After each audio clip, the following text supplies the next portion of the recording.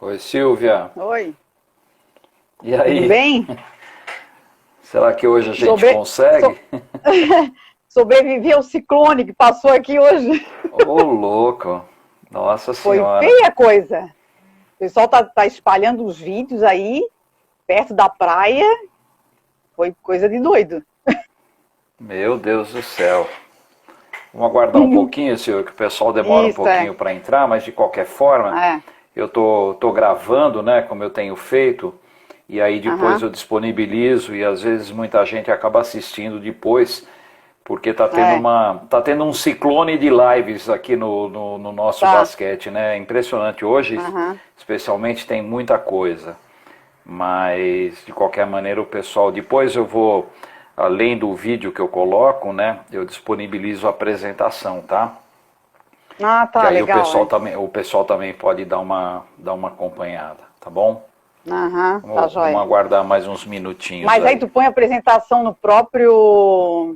Não, no próprio Instagram, não? No grupo, né? Do não dá, basquete. né? No Instagram acho que eu não consigo. Eu coloco no grupo e no Facebook também. E aí o pessoal pode Ah, tá, uma coisa que eu seguir. ia te perguntar. Por exemplo, tu não consegue compartilhar comigo a gravação, né? Para eu botar no meu IGTV. Ou me Não, marcar, não tem como marcar a pessoa e eu daí não sai no... sei. Eu te mando, o que eu faço é o seguinte, eu gravo no IGTV e aí Tá. eu faço o seguinte, eu transfiro para o meu canal YouTube e aí eu te mando o link do YouTube, Ah, tá, legal. entendeu? Legal. Porque Aham.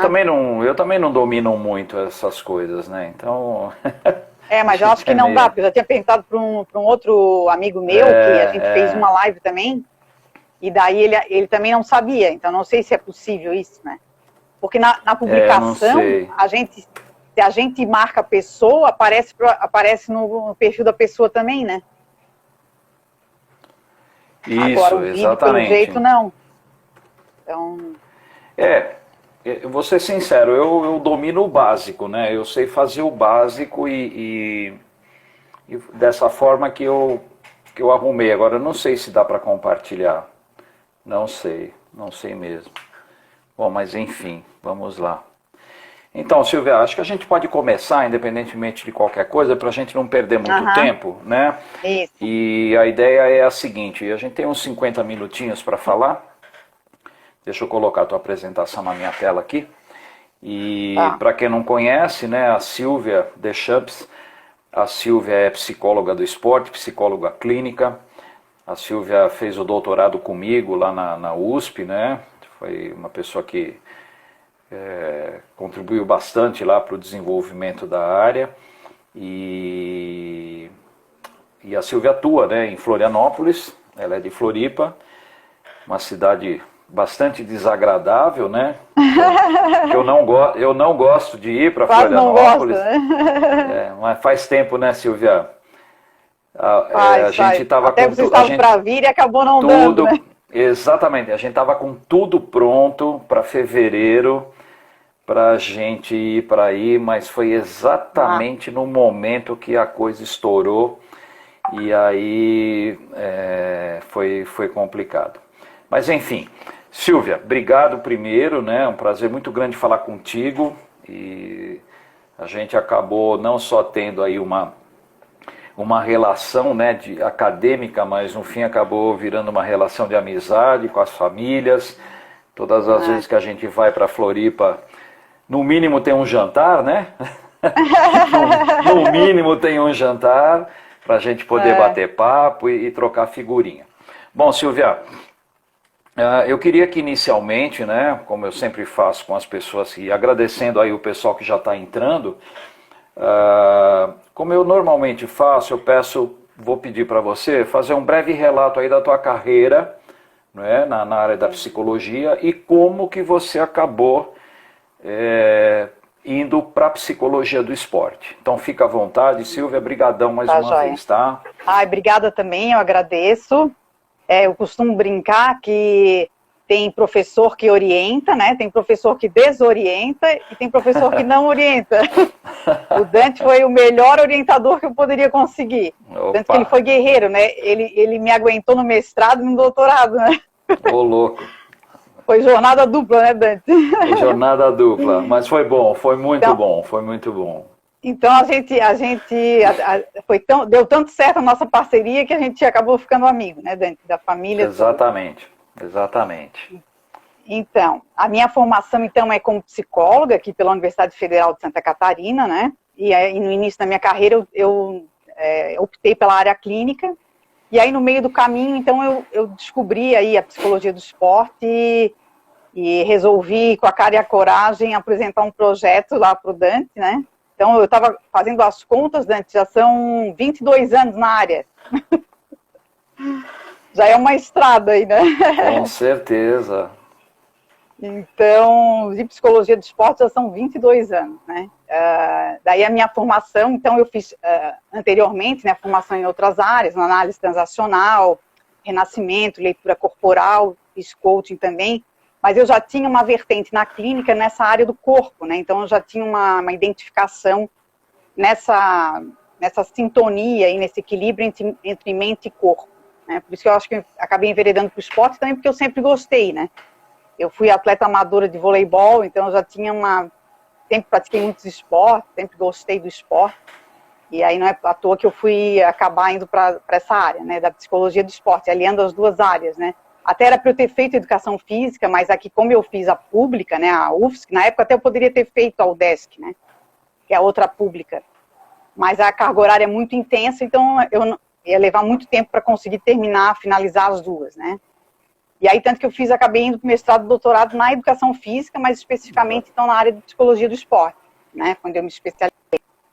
E todo, eu já trabalhei com várias modalidades, tanto individuais quanto coletivas, né, por exemplo, voleibol, triatlon, vôlei de praia, o judô, o próprio basquetebol, né, o futsal, futebol profissional, vela, kart, o tiro esportivo, né, e o futebol de 7 para paralisados cerebrais.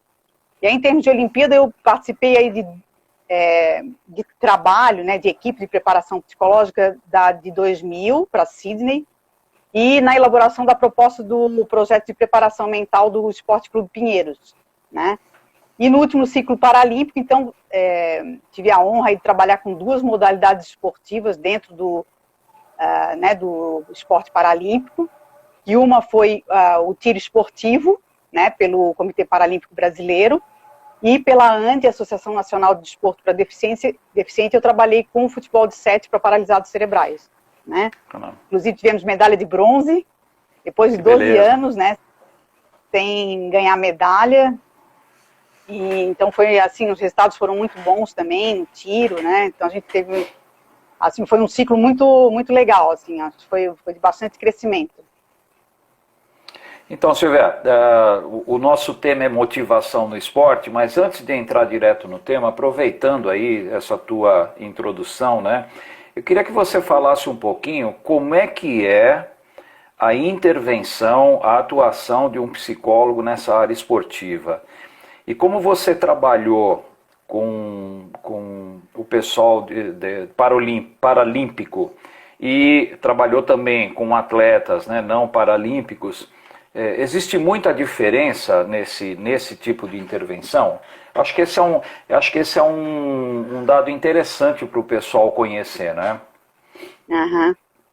Assim, basicamente não tem diferença nenhuma, né? Até já tive a oportunidade de dar palestra e falar sobre isso, assim, as pessoas têm curiosidade, né? Perguntam. Porque o que acontece? Pelo menos os para-atletas que eu trabalhei, eles não tinham problema, assim, não tinham nenhum problema cognitivo, sabe? Porque às vezes tem algum comprometimento cognitivo, né? Uhum. Mas os que eu trabalhei eu não tive problema nenhum, sabe? Assim, todos até tiveram uma boa aceitação do trabalho, até porque, assim, eles tiveram um trabalho dentro do Paralímpico. O próprio Samuski, né, nosso colega, ele trabalhou uma época com o Paralímpico, né? Acho que foi em 2004, se eu não me engano. Mas, assim, eles só tinham tido trabalho, até as duas equipes que eu trabalhei, né, de seleção brasileira, só tinham tido trabalho mais em termos coletivos, né, não individual. Certo. Então, assim, nossa, eles agradeceram muito, assim, valorizaram muito, porque justamente eles nunca tinham tido esse tipo de trabalho, né? Não só do coletivo, porque, por exemplo, futebol é uma equipe, né? Mas aí a gente trabalhava individual também, né? Com sessões, com trabalhos individuais. E eles, nossa, assim, até lembraram da época que alguns estavam na época que o Samuski trabalhou, né? Gostaram muito do trabalho. Então, mas eu não tive, assim, a gente não percebe, pelo menos dentro da minha experiência, né? Uma diferença em termos de intervenção ou de linguagem, é praticamente, assim, a mesma. Eu não tive dificuldade nenhuma de trabalhar com ele. Que bom. Então, Silvia, uma outra coisa ainda, né, nesse tema, né? Uma coisa que a gente sempre conversou, nós e as pessoas envolvidas na área, a questão da aceitação, né, do psicólogo no âmbito da comissão técnica, porque muitas vezes a gente percebe que há pessoas que intervêm, por exemplo, dão uma palestra, a tal da palestra de motivação, né, e acham que estão fazendo... e acham que estão fazendo um trabalho de psicologia do esporte, né? Como é que foi essa sua interação com as comissões técnicas e mesmo com os atletas? Olha, assim, eu posso me considerar uma profissional de sorte, que eu sempre tive, até em outras experiências, né, que eu trabalhei aqui no Figueirense, também futebol clube, sempre tive assim, muita sorte com a comissão técnica. Eu acho que esse trabalho, assim, conjunto, ele é fundamental, né? E quando a gente traça metas aí, querendo resultados positivos, a gente tem que fazer esse tipo de trabalho conjunto. Não tem como, né? Não é o psicólogo, né? Na experiência que eu tive até aqui com futebol, que a gente sabe que é um esporte, né, que tem muita coisa envolvida, me perguntavam se era o técnico que tinha me trazido, porque a gente teve uma sequência boa logo que eu entrei, é que ele entrou também junto, né? Até tem uma coisa interessante, que um dos diretores que me indicou para o clube, né, havia sugerido que tivesse uma psicóloga para os atletas e um psiquiatra para o técnico. Porque o técnico estava precisando de trabalho, assim, mas aí é um trabalho mais árduo, né? E aí, ainda bem que eu dei sorte que o cara saiu, né? Então, assim, o ex-técnico saiu e eu entrei com um novo, e tinha um outro estilo de liderança, mas a gente percebia, assim, que os atletas estavam bem traumatizados com o técnico anterior. Então, assim, a gente, né, mesmo no futebol, a gente sempre fazia reuniões constantes, assim, trazia as coisas que a gente tinha para discutir dos atletas. Então, assim, sempre foi um trabalho muito bom, assim, né, muito conjunto. No tiro, a mesma coisa. E até no próprio tiro, assim, a diretoria do CPB, a modalidade começou a aparecer, assim, né, ter resultados, e eles chegaram a questionar, nossa, o que está acontecendo com o tiro esportivo, né? Que está se evidenciando, está trazendo medalha, está tendo resultado, porque é um esporte individual, mas também tem provas por equipes, né? E as provas por equipes também começaram a trazer medalha, dar resultado. Então, eu realmente acredito nesse tipo de trabalho, né? Um trabalho que a gente consegue fazer até mais do que interdisciplinar mesmo, né? Sim. Uma coisa de a gente trabalhar de uma forma conjunta e, né, à medida que as coisas vão aparecendo, a gente vai trazendo para o grupo e conversando. Então, a gente sempre, a minha experiência sempre foi muito bom esse tipo de trabalho. Muito bem. Antes da gente entrar agora no tema, só para o pessoal que está entrando, se alguém quiser fazer algum comentário ou alguma pergunta para a Silvia, pode colocar aí, né, nos comentários e eu vou anotando aqui. Vamos lá, Silvia, a nossa conversa é sobre motivação, que é um tema, né, bastante recorrente, talvez, né, a gente que fez muita coisa nessa área, né, talvez seja um dos temas mais pesquisados na área do esporte, né? Eu acho que motivação, estresse, enfim, são temas que estão sempre aí na linha de frente das pesquisas. Então gostaria que você falasse um pouquinho da motivação, e eu vou acompanhando aqui tua apresentação, que eu estou com ela na tela, e depois eu vou disponibilizar para o pessoal também. Então primeiro, Silvia, eu queria que você falasse sobre o que é essa tal motivação, né? Quais são os componentes dessa motivação, enfim, quais são os motivos que levam alguém a fazer alguma coisa? Porque, lógico, nós vamos falar de motivação no esporte, mas a motivação está presente na nossa vida no dia a dia, né? Se ela não estiver presente, aí a coisa fica bastante complicada, né? Então, a motivação, na verdade, né, ela se caracteriza por um processo ativo que é dirigido a uma meta, né? E ela vai depender tanto de fatores pessoais quanto de fatores ambientais.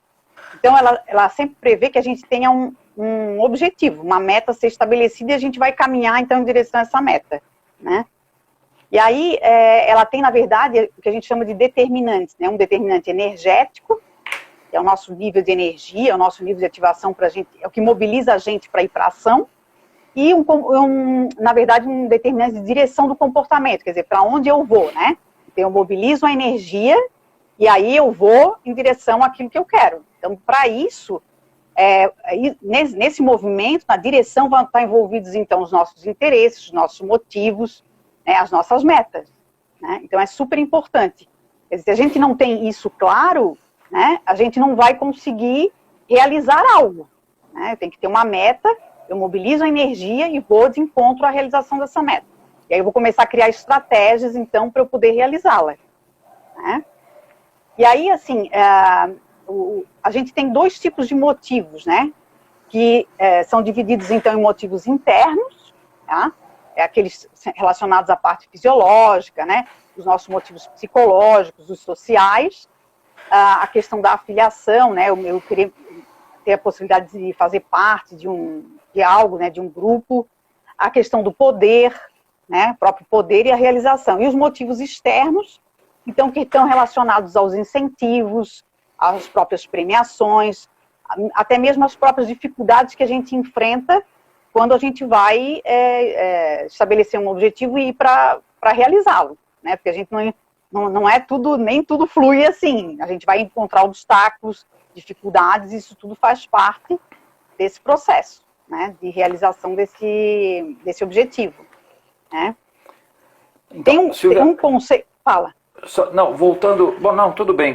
Depois eu vou te fazer uma pergunta que tem a ver com essa questão dos fatores intrínsecos e extrínsecos e os motivos. Mas, por favor, continua, por favor. Tá.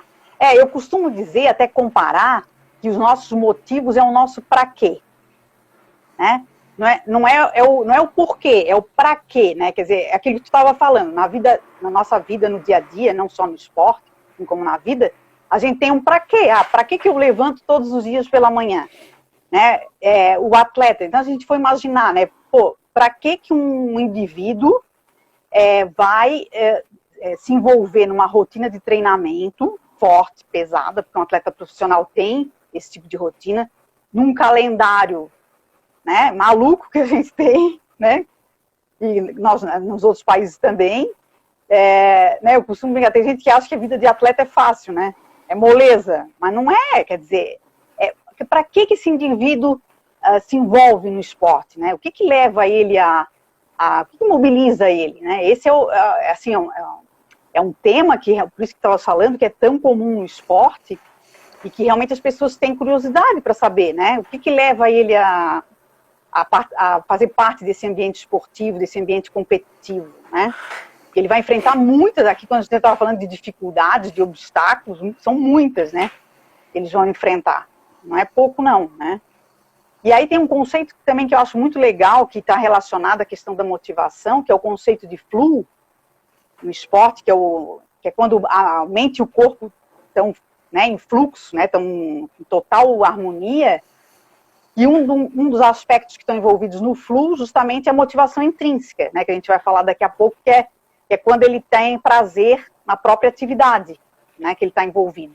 Então, quando tem uma combinação... Motivação intrínseca, né? Isso, quando ele tem... tá. Quando ele tem prazer na própria atividade, ele está envolvido naquilo, ele é motivado porque ele ama aquilo que ele faz, né? E aí, quando existe uma combinação, então, entre uma concentração intensa, né, essa motivação intrínseca e as emoções positivas, né, que a gente costuma trabalhar muito também, que dá muito resultado, ele vai justamente aí, ele vai viver o flow, né, que é um conceito de um Mihaly, é um sobrenome bem... Existe Mahler eu conheço esse sobrenome aí, que é impossível de falar, porque deve ter umas 12 consoantes e uma vogal, né? E é quando o corpo e a mente justamente está em estado de fluxo, né, que a gente fala, que ele esquece tudo que está fora, é torcida, tudo, e ele se envolve totalmente naquilo que ele está fazendo, né? Ele se joga de cabeça ali e é quando normalmente ele está em alta performance, né? Quando ele está em alta performance, ele está em estado de fluxo, né? Quer incluir a pergunta aí? Que então, o que eu queria te perguntar, o que eu vou te perguntar é o seguinte, né? Você falou em motivos internos, motivos externos, né? Você falou em motivação intrínseca e extrínseca.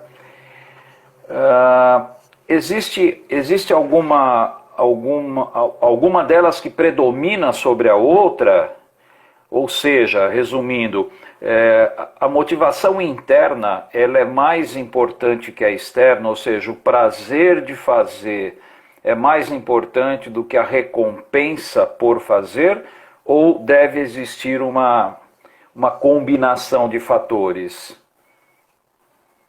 Isso é uma discussão assim no esporte, porque muitas vezes a gente vê a motivação extrínseca, né? Quer dizer, esse foco numa premiação, né? No incentivo, no dinheiro, por exemplo, que o atleta ganha, mais forte do que o próprio prazer na atividade, né?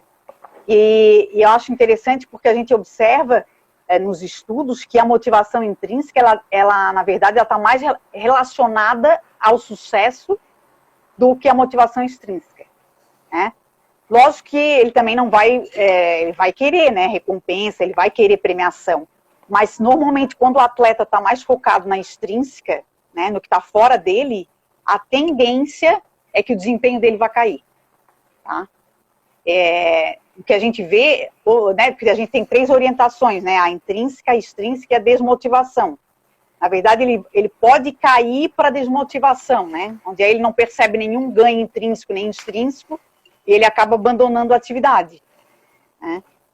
Então, isso pode ser um fator que leve ao abandono, porque de repente ele não está tendo, ele não está recebendo tudo aquilo que ele espera, okay, né, se ele ficar focado na extrínseca, e aí ele vai se desmotivar, né? E ele vai querer abandonar o esporte. Olha que interessante, né, Silvia? Tem uma relação muito forte. Você sabe que eu sempre fiz muitos trabalhos sobre a questão do estresse, né? Aliás, você foi uma das pessoas que me ajudou muito, né, no trabalho que a gente fez com os atletas olímpicos. E uma das coisas, né, que causa muito estresse e, consequentemente, traz uma desmotivação é a questão o que eles chamavam na época de injustiça, ou então a diferenças de tratamento, né, dentro de uma mesma equipe e também diferenças salariais. Porque agora, por enquanto, nós estamos falando de atleta de alto rendimento, né? E aí eu vejo aqui na tela que você colocou um trabalho, quais são os motivos que levam os atletas a competir, né? Seriam atletas de alto nível, e um deles é o dinheiro. Lógico, né? Nenhum profissional vai jogar por jogar, né? O fair play é bonito, mas o cara precisa sobreviver. E aí tem a questão do ego, do coleguismo, até amor ao jogo, né?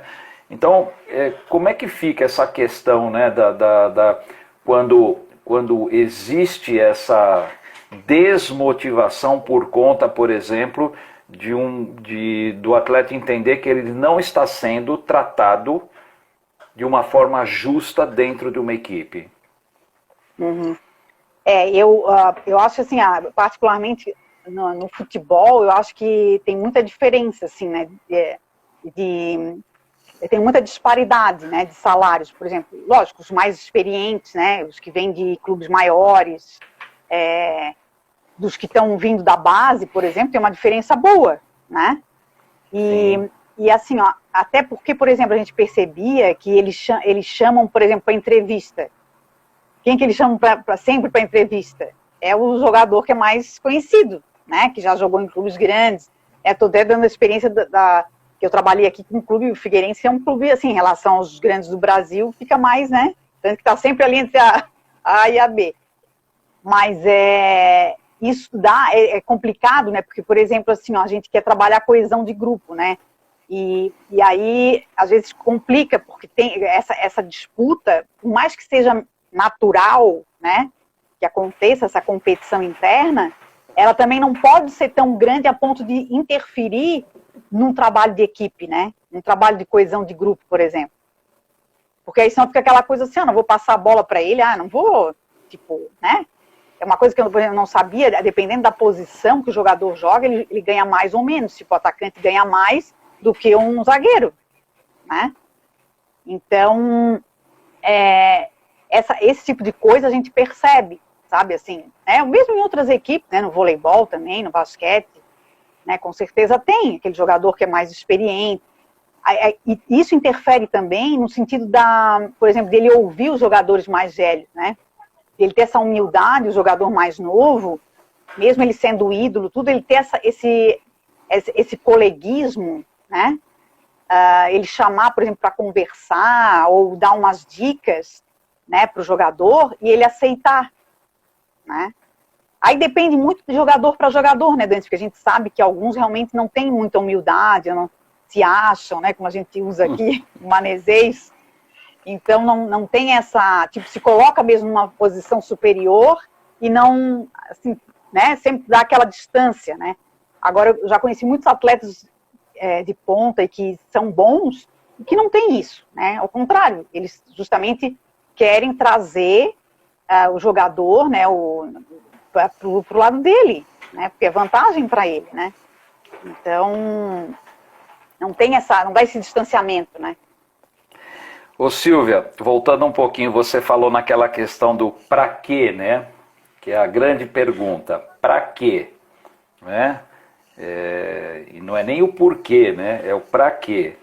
O Neto, que é o técnico da seleção brasileira feminina, eu até anotei aqui, não exatamente com essas palavras, mas ele tem um trabalho muito bacana, né, na parte de gestão de pessoas e tal. Então ele diz o seguinte, né, que uma coisa é você querer, a outra coisa é você estar disposto a fazer. E a terceira coisa é você realmente fazer. Né? Porque quando você quer alguma coisa, você sabe que vai ter um preço a pagar. Né? Não tô falando em preço financeiro, preço de vida, principalmente em se tratando de atleta, né? É um preço, é um sacrifício muito grande, abandonar um monte de coisa, abandonar família, abandonar vida social, etc. E aí vem a pergunta, né? Será que o cara está disposto a pagar esse preço?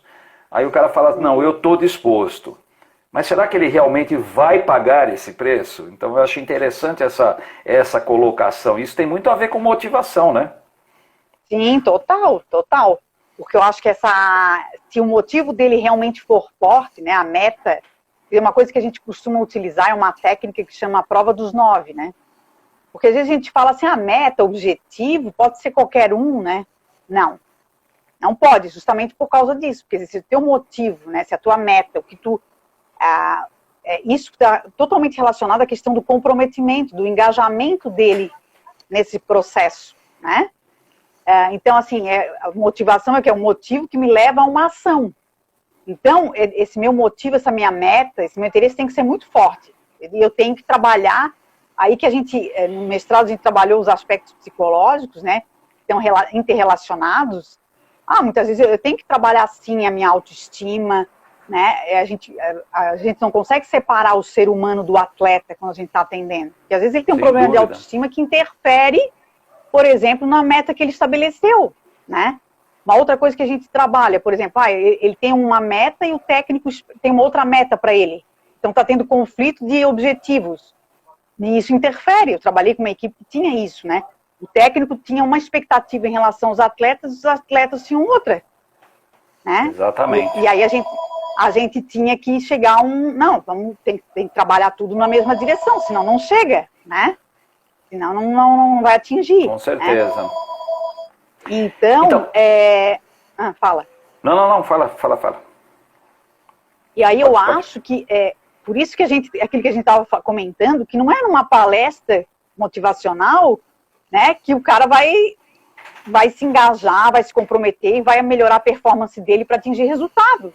Não é um momento de 1 hora, é um trabalho, né?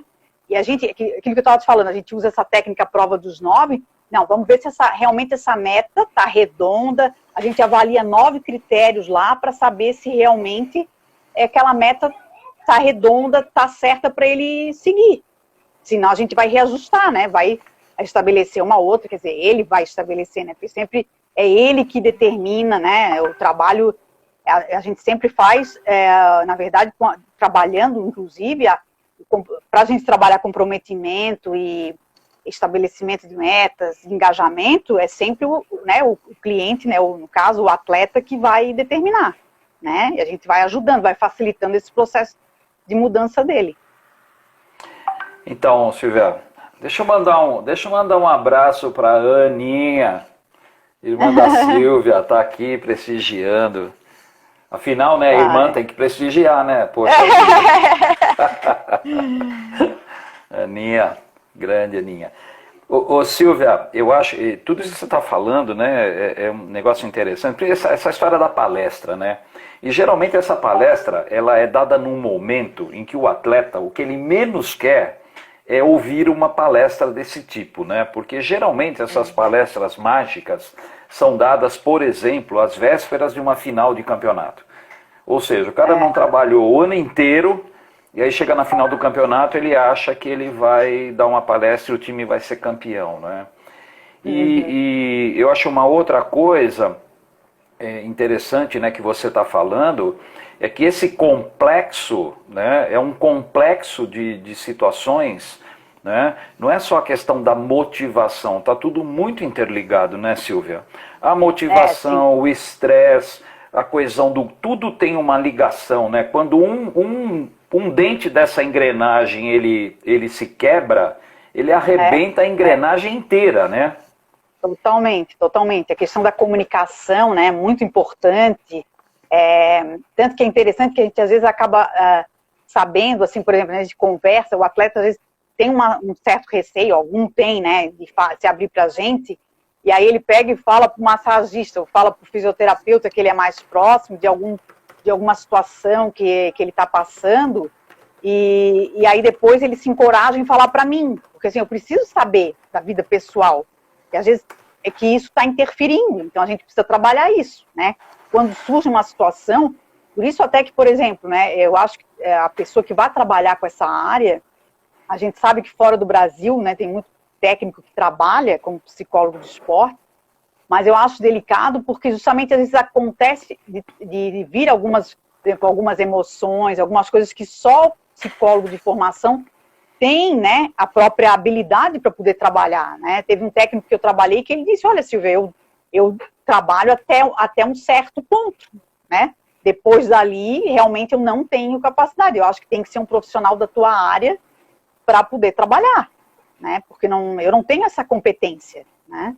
Então, eu acho que isso é legal, né? Eu acho que quando também, uma coisa que eu tive essa possibilidade, não sei, outros profissionais talvez tenham, é a disponibilidade do técnico para te aceitar, para apoiar teu trabalho, para inclusive chamar os atletas, olha, vão lá conversar com a psicóloga, é importante, né? Ela está aqui, faz parte da equipe, né? Acho que ter esse apoio da comissão é fundamental para que o trabalho flua bem também. Então, eu acho que isso é uma coisa, né, Silvia, que mudou muito ao longo do tempo e mudou para melhor, né? Hoje as equipes, a grande maioria, principal, as equipes de alto rendimento hoje, elas não comportam só aquela figura do técnico como aquela pessoa que entende de tudo, né?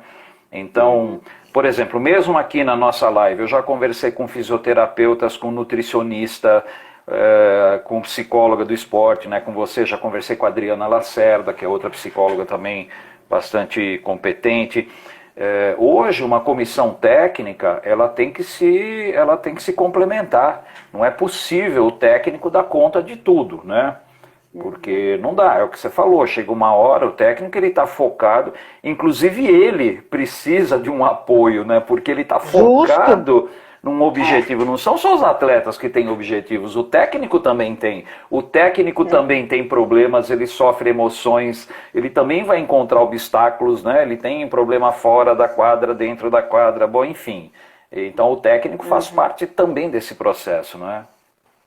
Sim, sim, já ocorreu situações assim de que o técnico está com problemas pessoais, e aí eu chamei para conversar e falei, olha, né, eu me coloquei à disposição, olha, o que tu precisar, conta comigo, né, eu estou aqui não só para trabalhar com os atletas, mas precisando de desabafar, conversar, a gente está aqui, né, então foi legal porque a gente teve a gente tem que ter esse canal, né, de comunicação, essa abertura, né? Não é... Até um dos que eu trabalhei, inclusive, teve problemas pessoais, aí não falou e acabou prejudicando a nossa interação e o trabalho da equipe. E, infelizmente, que os próprios atletas vieram me falar, doutora, acho que quem está precisando de psicólogo agora é o técnico. Mas ele mesmo não se dispôs, né? Então, uma pena, porque perde a equipe, perde a comissão, perde todo mundo, né? Com certeza. Silvia, continuando na motivação, mas vamos mudar totalmente o rumo da prosa aqui. A gente está falando de atleta de alto rendimento. Vamos falar agora daquele pessoalzinho que está começando na base, porque tem muita gente aqui no nosso grupo que trabalha com base, né? E muitas vezes não tem, muitas vezes não, né? A maioria das vezes não tem todo esse suporte. Então, vamos começar, assim, lá atrás, né, a gente falou do trabalho, falando dos motivos que levam um atleta a praticar esporte. No caso das crianças, evidentemente, esses motivos são muito mais, eu diria, muito mais que vão para o lado do divertimento, da diversão, do prazer, de estar com os amigos, lógico que é importante. Então, eu queria que você falasse um pouquinho sobre essa questão da motivação, quando se trata do esporte, vamos chamar de infanto-juvenil, como você colocou aqui, né? Que é aquela criançada que está começando, aquele pessoal da base. Fala um pouquinho sobre isso. Eu acho que o papel, né, do professor ou do próprio técnico nesse público é muito importante, assim, né? Ter o profissional ter uma qualificação para trabalhar com esse grupo, né? Conhecer o que essa criança, o que esse jovem está passando em termos emocionais, né? Porque que fase de desenvolvimento esse jovem está. Eu até lembrei quando eu fui preparar esse material, porque eu dei aula para educação física, e a gente trabalhava a psicologia do desenvolvimento, que justamente eles aprenderam o que acontece em cada fase. Eu fazia esse link com o esporte, né?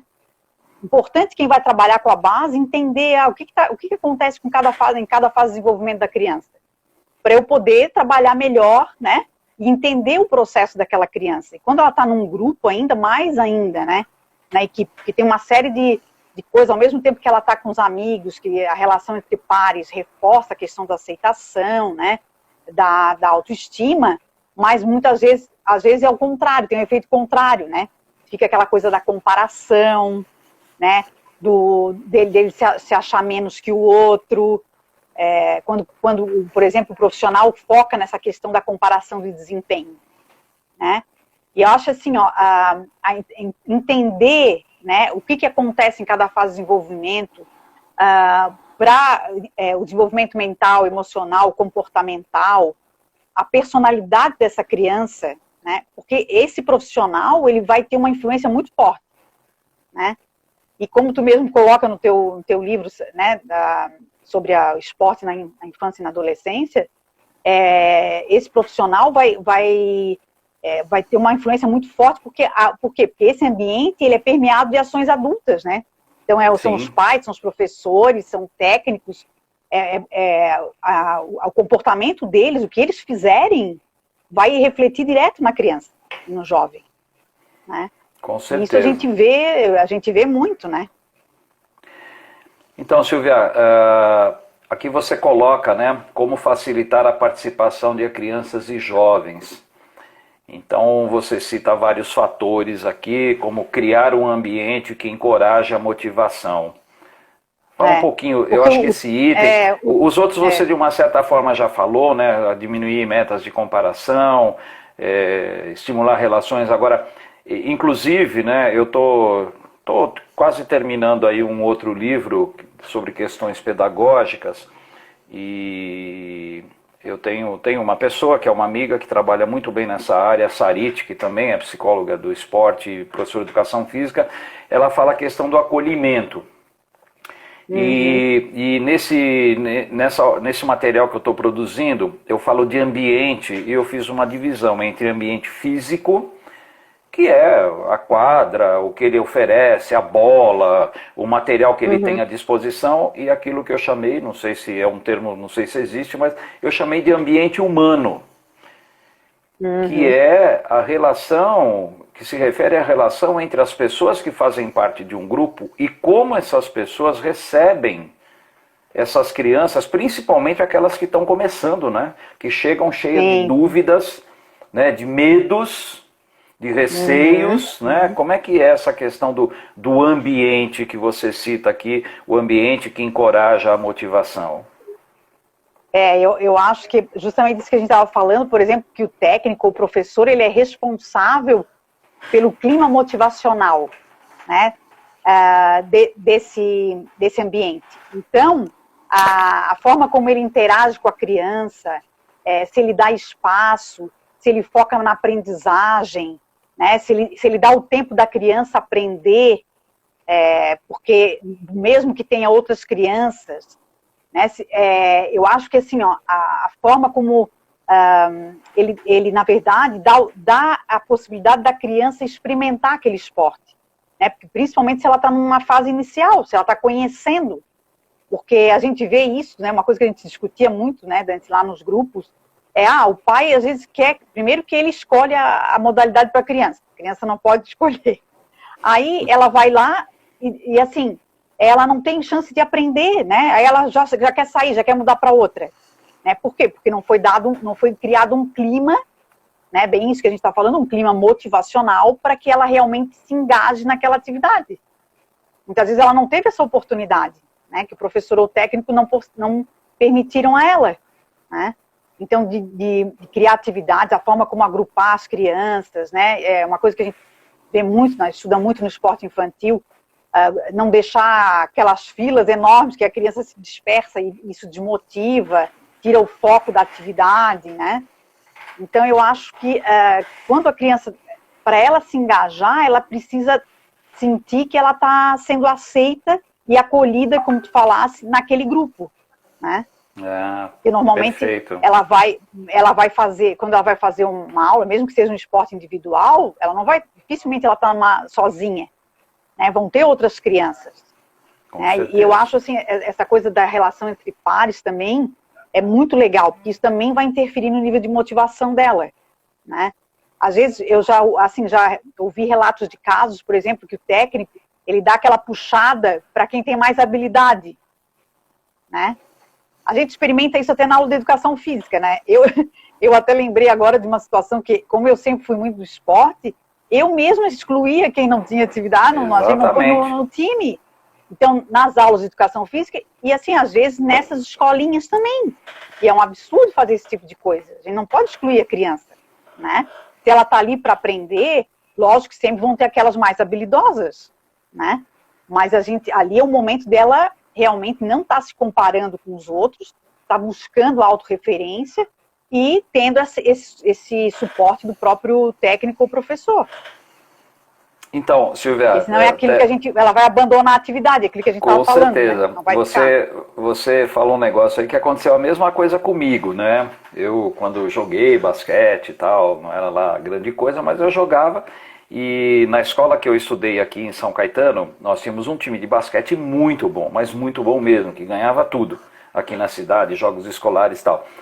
E teve, acho que no segundo, na época era colegial ainda que se falava, né? No segundo ou no terceiro colegial, coincidentemente, praticamente o time todo estava na mesma sala. E o nosso professor de educação física era o técnico. Então o que acontecia na aula de educação física? Ele aproveitava para treinar o time. Então 10 se divertiam e 30 ficavam pé da vida porque não conseguiam fazer nada. Agora, a gente, né, como moleque, como adolescente, estava pouco me lixando para os caras que estavam lá fora. Né? Eu queria mesmo é jogar. E é lógico, depois, né, assumindo o outro lado, a gente vê como isso é prejudicial. E aí é o que eu costumo falar, né? O técnico, ele pode ser um cara altamente motivador, ter uma influência muito positiva na vida de uma criança, e ao mesmo tempo ele pode ser um cara altamente desmotivador e ter uma influência muito negativa na vida de uma criança. Ele pode simplesmente fazer com que aquela criança não goste de esporte, estou nem falando de basquete, nem de vôlei, que ela não goste de esporte, qualquer coisa, entendeu? Então eu acho que esse é um ponto muito importante. E a gente até, às vezes a criança cria uma aversão à atividade, né? Atividade física. Sim. Quando chega na vida adulta, tipo, eu tenho horror, porque a minha experiência com aula de educação física, com esporte, sempre foi terrível, né? Eu era excluída porque eu não tinha habilidade, e eu era deixada... A gente brinca, lembrei que a gente... Sabe qual é o termo que a gente usava aqui para... Aquele lá é café com leite. Tipo assim, se ele errar, não vale. Não vale, exatamente. Exatamente. Então, assim, hoje, depois, a mesma coisa que tu, depois que eu fui estudar, falei, meu Deus, era cruel, assim, tipo... Cruel. Não era nem profissional e já era cruel com a gurizada. Exatamente. Né? Mas essa crueldade entre a criançada, ela está muito presente, né? Lógico, eu quero jogar com o melhor, eu não quero jogar com aquele que não sabe nada, né? Isso aí a gente resolvia isso de alguma maneira se o cara era o dono da bola, né? Se era o dono da bola, ele era escolhido. Sempre, né? Até porque, assim, mesmo nos colégios, pelo que eu acompanho aqui, tem muitas crianças que já fazem parte de escolinha, né? Por exemplo, de futsal. Sim. Ou mesmo as outras modalidades, handebol, voleibol, basquete, então já joga na escolinha. Quando ele vai para a aula de educação física, é bem aquilo que eu estou falando, eles só jogam entre eles. Mesmo os pequenos, tá? De ensino fundamental. Com certeza. Silvia, a gente já está partindo aí para o nosso tempo final. Eu só queria que você abordasse mais um tema que eu acho de suma importância, né? Como é que o psicólogo do esporte, ou a psicologia do esporte, atua em relação aos pais? Porque o pai também é um elemento, você mesmo já colocou, que o pai influencia, que ele exige, etc. Você acha que é possível, da mesma forma que se faz um trabalho com técnicos, com atletas, no caso crianças, né? É possível se fazer também com os pais? Ah, sim, com certeza. Eu acho bem importante, assim, porque quando eu falo assim de psicologia do esporte e entro nesse assunto de pais, eu me lembro muito do ex-tenista André Agassi, né? Eu não sei se tivesse a oportunidade de ler a biografia dele. O livro dele é excelente, excelente. Excelente, assim, eu recomendo porque ali ele mostra, e olha que assim, né, ele foi um tenista, ele chegou ainda na ponta, né, que foi número 1 do mundo várias vezes, mas muitas vezes acontece, ou abandona, né, ou deixa o esporte, ou não consegue chegar lá, né, porque justamente por causa de todas as questões que ele colocou ali no livro dele, né. Eu acho assim, bom, o pai era técnico e pai, né? É pior ainda. Acho que mais técnico do que pai, né? E tanto que ele dizia que ele gostava de futebol, né? Não gostava de tênis, e ele insistia que ele tinha que ser tenista e ser o número 1 do mundo. Ele conseguiu atender a expectativa do pai, mas também, lógico, ele queria também, né? Porque ele era competitivo, né? Lógico, eu acho, assim, o atleta, ele tinha uma personalidade tipo A, que a gente fala, né? Que é aquele cara que, para ser atleta, ele tem que ter, né? Ele tem que ser competitivo, ele tem que querer vencer. Pelo menos para ele atingir aí os melhores resultados, ele tem que, né, ter essa mentalidade. Mas com certeza, eu acho assim, quando a gente vai falar em termos de base, tudo, porque a gente ouve falar muito, né, da atitude dos pais na quadra, no campo, na piscina, que o quanto interfere de uma forma negativa, né, para a criança. Muitos técnicos até relatam da dificuldade que tem de dar limite para os pais, né, porque às vezes eles querem ser técnicos, né, eles têm uma coisa de querer entrar de técnico, de dar esquema tático, né, no lugar do técnico. Então, com certeza, assim, eu acho que essa orientação é importante. Seria até interessante os clubes, se não tiverem, pensarem nessa possibilidade, né, de fazer grupo de pais, assim como tem nas escolas, né. Eu, pelo menos, desconheço essa possibilidade, assim, se realmente já tem clube trabalhando nesse sentido, né. Mas eu acho bem interessante, assim, realmente fazer um trabalho que envolva os pais, né. Tem alguns técnicos, principalmente aqui em São Paulo, que eles conseguem, que eles fazem esse trabalho com os pais, fazendo reuniões periódicas, tal, mas aí é um trabalho do técnico, como eu falei, né? Nas categorias de base, dificilmente você vai ter um profissional especializado. Os clubes ainda não chegaram nesse nível. Então o técnico acaba fazendo esse papel, né? No sentido, principalmente, de mostrar os objetivos do trabalho, aonde ele quer chegar, o que ele pretende com as crianças, né? Eu acho isso muito importante, eu acho isso fundamental. Silvia, eu vou terminar aqui, você mandou aqui uma mensagem do Phil Jackson, eu não vou ler inteira porque ela é muito longa, depois o pessoal vai ter oportunidade, mas no final ele fala um negócio muito legal que é o seguinte: unidade não é algo que se pode ligar com um botão.